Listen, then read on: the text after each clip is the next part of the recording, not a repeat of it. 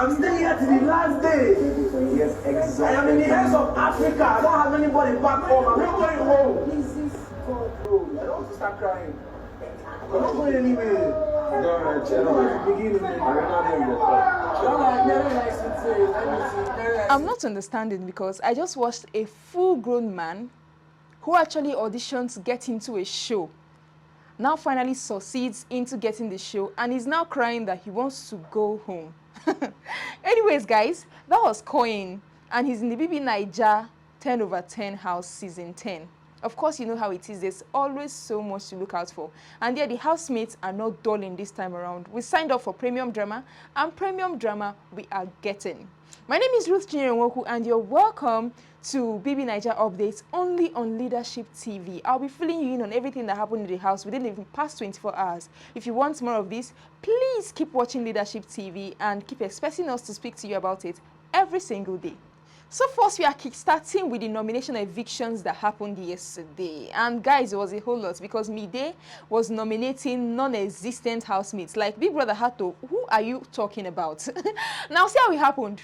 Mide got into the diary room and Big Brother asked her as usual that who are you nominating to get out of the house?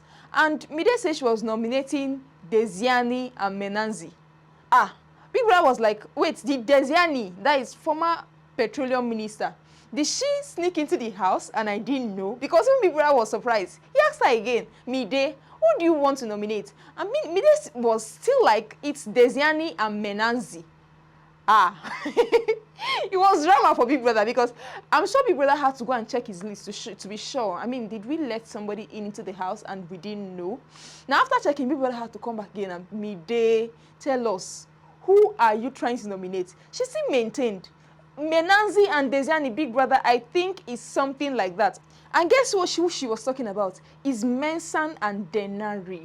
You know, we have quite a number of funny names in this season. We have Reboy. I find that really funny. Ruboy, yeah?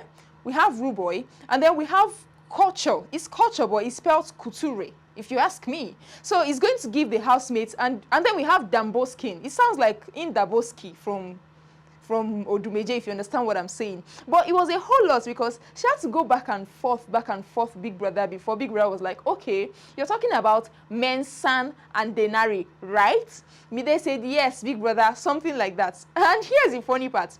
After it was confirmed that these are the people that she wanted to nominate, Big Brother had to ask her again, all right, confirm your nominations. And she made the same mistake. You see, for people who point fingers at Isimi and say she doesn't understand English very well, these are the same people trying to make that kind of mistake, guys. And you know, in this house, nobody's lose guarding, because if you lose guard, well, we don't know if that's a point for her or not, because it is what it is, guys. And about the nomination, why were most of the housemates, I think they understand the assignments this time around, because they nominated Mensan and Ortega. Five nominations for Mensan and Ortega.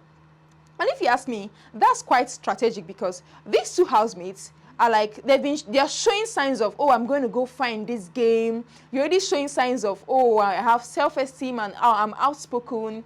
I have the aura of a winner. I know these are things that viewers are looking out for. These are things that voters are looking out for. So it's quite strategic. It's not like what happened last year when housemates were nominating people that were not their friends as against people that were actual competition. And if you ask me, Mensan is a competition because only his intro alone, only the way he walked into the house, only the way he hyped up the audience from outside, only his aura while he entered was enough to shake their feet. And Ortega, now see how the Ortega on comes into play. The guy is quite outspoken. He's quite domineering. I know those kind of personality, they are quite competitive. I like to think that they would have actually called in HOH. They would have actually nominated this guy if he were not HOH. Now, one thing with Tega is, at some point yesterday, when Big Brother gave them their wager games, and then he was now assigning people for this is what you would do, and he was not even giving them chance to say, okay, this is what I want to do, or this is not what I want to do. He was giving Kai boss. And at a point, HOH had to, come on, am I HOH or Ortega? Are you taking my place? But yeah, this is what they actually did look out for. And this is the list of how they voted for housemates that they wanted out. And of course, it still cracks me up. Mide voted for Mensan and Denari, according to her. Now, second on the list is the HOH. We are so happy for Jason J, guys. Guy has, come on, I like me a competitive king, because how was he? You know, Big Brother was like, for the challenger, Big Brother was like, I wish you all the luck, Jason J. And he was like, no lucks, Big Brother. And he walked in and he did his thing. See, he was so fast. Even Big Brother was impressed, because Big Brother was like, you're not just the first HOH of the season, you are also the fastest guy. And if you ask me, that was a narrow escape, because Ruboy, who was first runner-up during the HOH games, actually surpassed him with about 2 seconds. And that's so slim. That's like, it's a narrow escape. But yeah, we're happy for him. And we're happy that, yeah, he clinched his title, because we cannot imagine somebody winning HOH and you're just holding on to it for 24 hours. Oh, that would have been so. And then imagine that you had issues with somebody who was your first runner-up, or somebody else who was going to take over from you. You are in hot soup.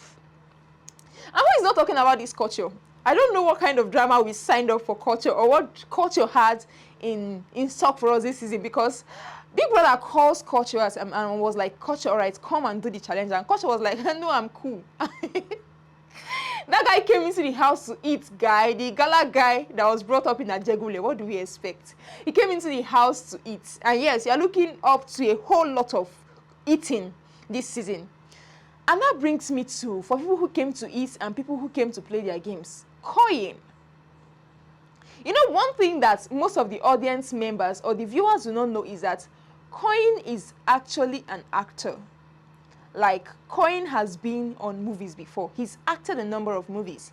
He's acted at least 1 or 2 movies. So when he was doing everything that he was doing yesterday, I was like, is this real? Or are you trying to play an Ilebaye game on us? Because we know how it was for Ilebaye last year. Sorry, 2 years ago, because, I mean, it felt like everybody was picking on her, so she leveraged on that. She was practically setting legs for stronger housemates. And then when they react, it's not like, oh, the narrative is now, oh, you're bullying Ilebaye, or you're doing this to Ilebaye, or you're doing that to Ilebaye. And all of a sudden, Ilebaye was winning. She got all the votes. Mesieke was being dragged for. She doesn't know how to speak English very well. She was not speaking proper English. Her English is this, is that, and all of that. And with how domineering and how audacious Mesieke is, she emerged winner. So there's something about victimization that actually makes Bibi Naija winners. Yeah, because White Money also was like that. He was cooking. He accrued a whole lot of sympathy. And just like that, the guy won. And this year, I want to believe this is not what Koyin is trying to do, because how is Mensah telling the story of his life and what he had gone through with his mother and how his life had been? And Koyin is helping Mensah to cry. Like, guys, watch the clip. Koyin is actually crying, shedding tears, and saying, oh, how he misses mommy and how he misses daddy. Oh, shame, shame, shame, shame, Koyin, because you auditioned, you applied, you got on this show. So why are you crying that you want to see mommy and daddy? What's, like, where in God's name does it even add up? That somebody auditions for something, gets it, and suddenly this same person is now crying that he wants to go home, or she wants to go home, or he misses, for what? He misses mommy and daddy. Like, it's a gameplay for me, if you ask me. Like, there's something that we cannot understand that is there. And then moving forward, about the fights yesterday, quite a number of people fought, yeah? We had Ruboy and Culture fighting, and then we have Ivata and Sultana fighting. But to start with the fight that actually shocked me is Ruboy. Now, we know they shared, this is who is in charge of the kitchen, this is who is cooking, and then K-Boy was the one cooking. He was making soup for the whole house. And somehow, Koyin comes into the kitchen and is like, oh, what you're cooking, I don't think that's what I want to eat. He was practically Oliver Twist of the Big Brother house season 10 yesterday, because why are you asking for more food? And when K-Boy was like, no, we can't give you food. You have to eat what every other person is eating. It becomes an issue for him. He's now trying to, and if you ask me, as far as I'm concerned, he raised his voice first. He was like, I want to eat what I want to eat, and there's nothing anybody's going to do about it. Hey. And K-Boy was like, hey, I am Mr. Chef for you. I'm cooking. And this is you saying you want to eat what you want to eat. Something that is not what every other person in the house is eating. People that are actually older than you. Mind you, Koyin is just 21 years old. And then K-Boy was like, no, you can't do that. I mean, your papa na get Lagos. Hey! And just because your papa na get Lagos, Koyin breaks out and starts crying. He's screaming at the top of his voice. He's crying. You're talking about my father. You're talking about my father. I could not understand. Like, I know the funny part was where Victory actually came and they wanted to fight K-Boy. Why were you bullying him? And I'm like, Victory, come on. It was even the way other housemates were riding around Koyin. I was like, oh, sorry, the guy didn't do it. What did the guy do? We're trying to turn K-Boy into some sort of bully that he's not. Because what did he do? You can only eat what every other person is eating. You cannot eat something that you want to eat. This is Big Brother's house.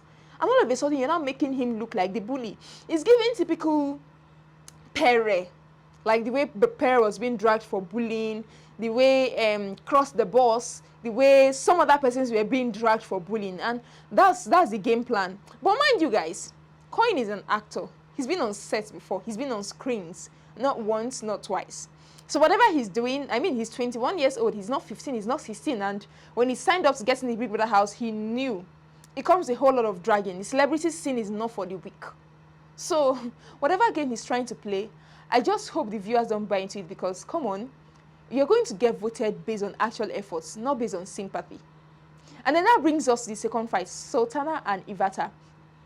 I know that fight was so unwarranted if you ask me because this is how it happens. The house is littered, there's eggshells, there's broken eggs, the place is not neat. And then Sultana is now, oh, you guys don't have hygiene, you're not cleaning after yourselves. All right, I'm going to clean up. And then she starts cleaning. And then Ivata passed. The floor was still wet. So Ivata passed and then she steps on the floor. And Sultana blows up. And she's, come on. You're a pig, you're doing, oh, come on. That was so unwarranted if you ask me. Because, and mind you, these guys knew themselves from outside. So, it's all part of, these guys are all in for drama. They are all in for so much drama. And that brings me to Rude Boy and Culture because they are fight as well. Culture is a very hilarious person because he was eating and then Rude Boy was close to him there. They were talking and Isabella was there as well. Now you are eating and you're talking and you're about to choke and you're now making gestures as in water, water. And then Isabella runs off because I like to think that from the way Rude Boy was looking, he didn't even understand what was happening. Isabella then rushes off to get water. And then she gets water and then he drinks. And after drinking the water, you're now lashing out on Rude Boy. Guy, you won't kill me. To hell with that friendship. I for die for a year. And I'm like, you survived. And it was Rude Boy's response for me. Rude Boy's response was like, you're still talking, guy. You're eating and you're talking. You dey eat and you dey talk. So, waiting come bring all these ones. But out of these three fights, I think the one that is most hilarious for me was Koyin because there was Koyin later explaining to the faith that if you leave K-Boy would have beaten me. Like, you knew somebody. It's just like going to look for somebody's trouble that is stronger than you. And then later people come and then rally around you and then save you. And you're now behind saying, oh, if you say you leave this guy, him for beats me.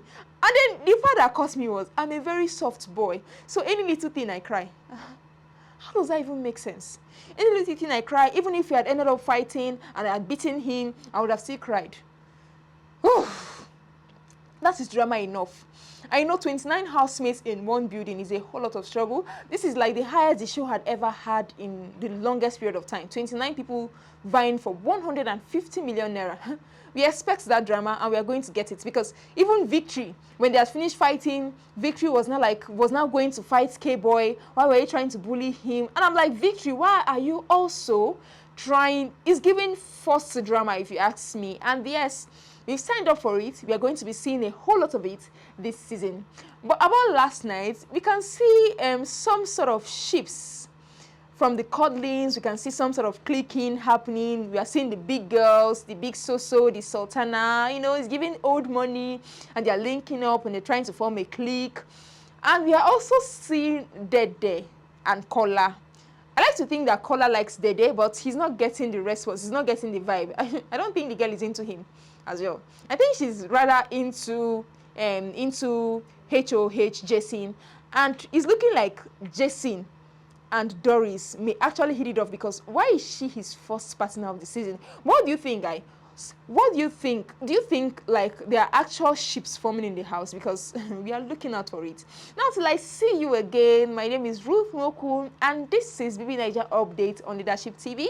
Do not forget to always keep it locked on this channel for more of these updates. Thank you. Thank you for watching. For sponsorship and advert placements, please contact 080-3688-6158.